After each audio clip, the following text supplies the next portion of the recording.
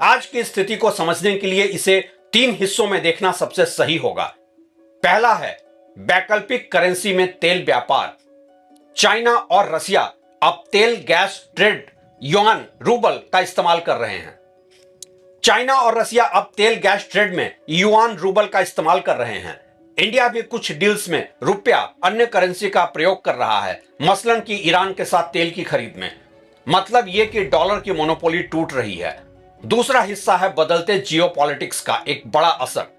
Russia Ukraine war के बाद sanctions America के लिए विपन बन गए, क्योंकि रसिया पर सैंक्शंस लगाते हुए अमेरिका ने रूस के फॉरेन असेट्स को भी फ्रीज कर दिया था। इससे कई देशों को लगा कि डॉलर सिस्टम पॉलिटिकल टूल बन सकता है, इसलिए देश ऑल्टरनेटिव्स खोजने लगे और दुनिया के कई मेजर देशों के सेंट्रल बैंक्स अपनी रिजर्व करेंसी में गोल्ड की होल्डिंग को बढ़ाने लगे। इंडिया में भी रिजर्व बैंक ऑफ इंडिया ने रिकॉर्ड सोने की खरीदारी की है पिछले 3-4 सालों में। अब तीसरा पहलू है डॉलर के पैरेलल ऑल्टरनेटिव ग्लोबल करेंसी की शुरुआत। यूरो के बाद अब ब्रिक्स देश ऑलरेडी अपनी अलग करेंसी ब्रिक्स करेंसी बनाकर उसमें ट्रेड करने की बात करने लगे हैं।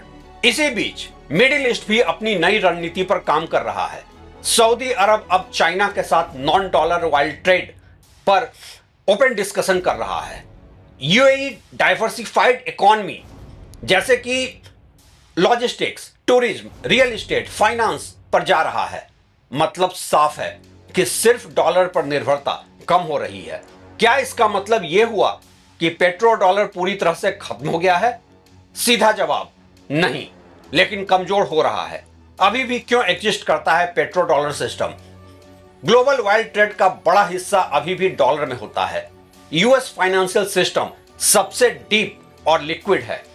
कोई सिंगल ऑल्टरनेटिव करेंसी जैसे रूबल या युआन अभी इतना मजबूत नहीं बना है।